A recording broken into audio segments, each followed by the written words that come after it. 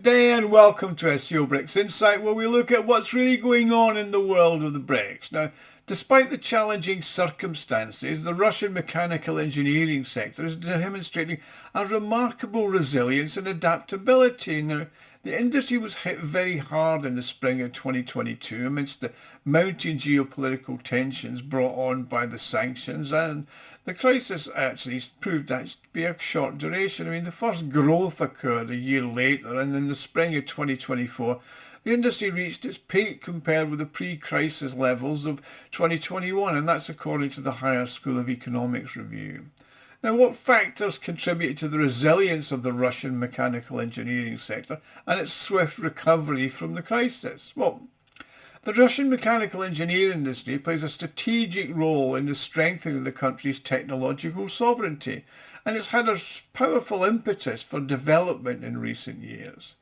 Now, according to a review by the Institute of Statistical Studies and Economics at the National Research University, which is actually part of the highly respected Higher School of Economics, the first time presents a comprehensive review of the key trends in the work of the enterprises that produce machinery and equipment, including the dynamics of the production of machine tools and robotic systems. Now, the HSE survey revealed that over 40% of enterprises producing machinery and equipment entered 2024 with updated production and investment strategies, import substitution plans, and a focus on digital and technological activities. Now, enterprise managers are very positive in their assessment of the level of technological sovereignty that's been achieved. Now, before I continue, I'd like to make an appeal. If you like and enjoy my videos, you can help me fund my channel and the website scobricsinsight.com and to further develop it. You can do this by making a small donation, which is what you do by clicking on the thanks button at the bottom of the screen. And I thank everybody who does donate, and I'll give a personal thank you to you. Now, what's the importance of machinery and equipment to the technological sovereignty of Russia?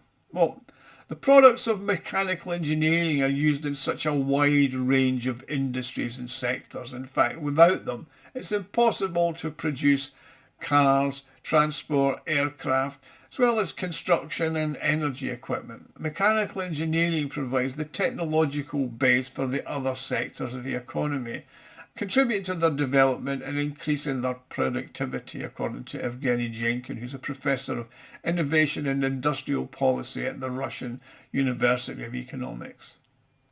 Also, mechanical engineering sector provides employment to millions of people and represents a significant source of revenue for the economy.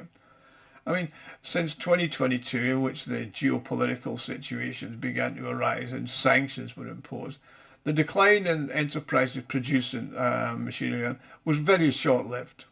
According to the HSE analysis, the initial growth spurt since the economic reversal in 2022 occurred in the second quarter of 2023. In comparison to the second quarter of 2022, the recovery was 5.5%. In other words, the entire period of the adverse conditions in response to the challenges lasted only a year until the second quarter of 2023. It just shows what Russia's import substitution plans mean doing. I mean, it's notable that such a brief period didn't have any significant downturn in the quarter. Now, in all subsequent quarters, the recovery growth has strengthened and reached its peak in the first quarter of 2024, when plans for the industry reached their highest level since 2021. Now, on an annualized basis, the first quarter of 2023, the compensatory growth was 13.5%.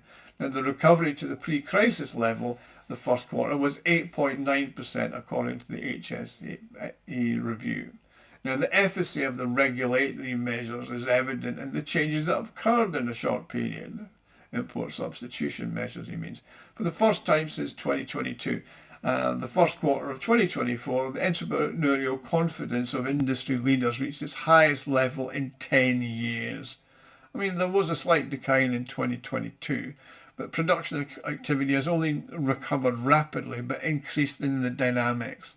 I mean, the production index trajectory indicates that since mid-2023, the industry has been in a compensatory growth stage, with its maximum recovery level in the first quarter of 2024 reaching 102%.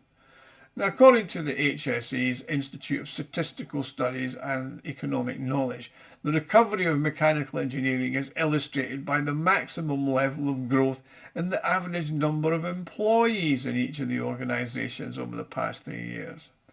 Now, from January 2021 to February 2024, the number of employees employed in the mechanical engineering sector increased by 28.5 thousand. Now let's look at the two main types of machine building enterprises that made the most significant contribution to the development dynamics between 2021 and 2023.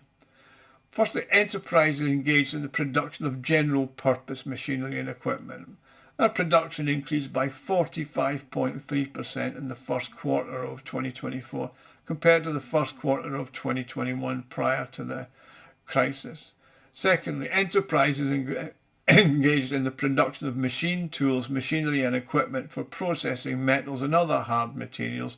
Their production was up 31.5%.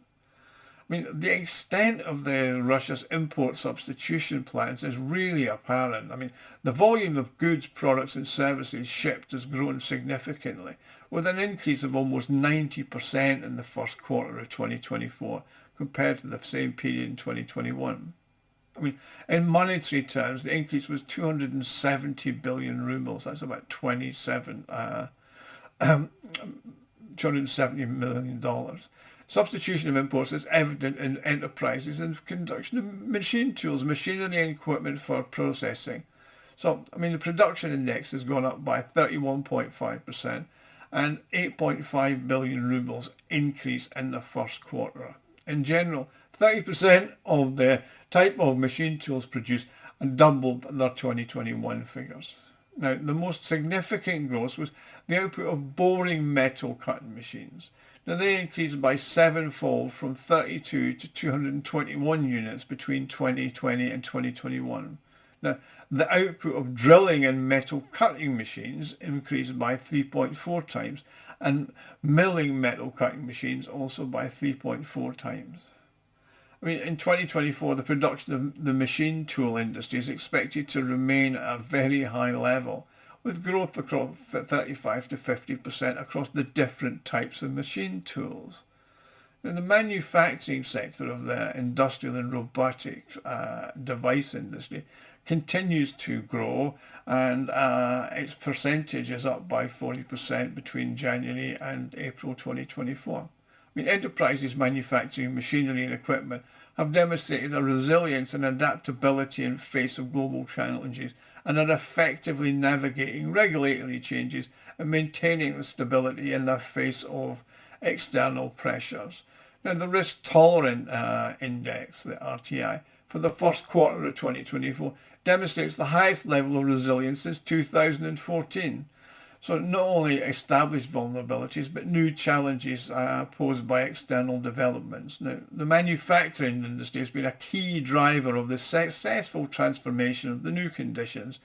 It's provided substantial support to the economy and the industrial base, and it's increased business activity as cut across to related industries.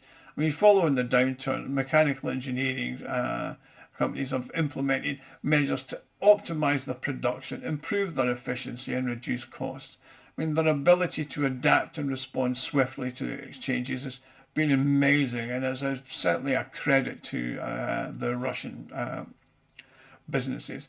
I mean, government support and innovative developments have contributed to the recovery after the temporary decline. But, I mean, that has to be looked at as something that's been persisting since the Soviet era. I mean, the new achievements in Belarus, for example, are a good example of why Russia should continue along that path. I mean, the growth in the production of machinery and equipment is necessary to replace the products of the foreign companies that ceased their operations in the country. And of course, the expansion of trade in countries in the East, South and Asia. There's a demand for Russian equipment, and I mean everything from farm equipment to mechanical engineering, and that's a contributing factor. Plus, many industries are now undergoing serious modernisation and increasing their efficiency. And of course they can't buy abroad, so they might as well buy their advanced machinery and equipment for high productivity at home, and the Russian machine tool companies are developing that. I mean, they've got to continue investing in innovation in the industry, and despite what was achieved in the Soviet era, Russia's new domestic technology has got to be different from foreign technologies and develop in their own way. Now, the government has obviously done a huge amount to develop the import substitution program and a fair bit of money behind it, and it's pushing the production and automation with a budget of over $300 billion through into 2030, and that's by the Prime Minister Mikhail Mishustin. Plus there's other programs in place to develop the machine tool industry, robotics and mechanical engineering, and that's all being, again, more money being thrown at it. I mean, the latest data from Rostat indicates that the Russian industrial sector is experiencing unprecedented growth with acceleration in growth rates that has not been seen in post-Soviet Russia. I mean, April's growth rate was 2%, a year-on-year increase of 5.3%, and even in May it was up to 3.9%.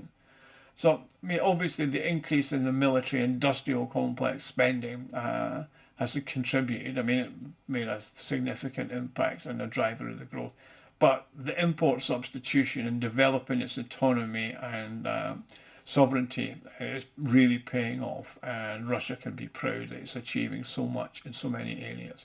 Now, thank you for watching. Please like and subscribe, and if you've enjoyed this video, you can help me fund the channel and the website SCO BRICS Insight.com by clicking on the thanks button at the bottom of the screen. Thank you, and I'll see you all again soon.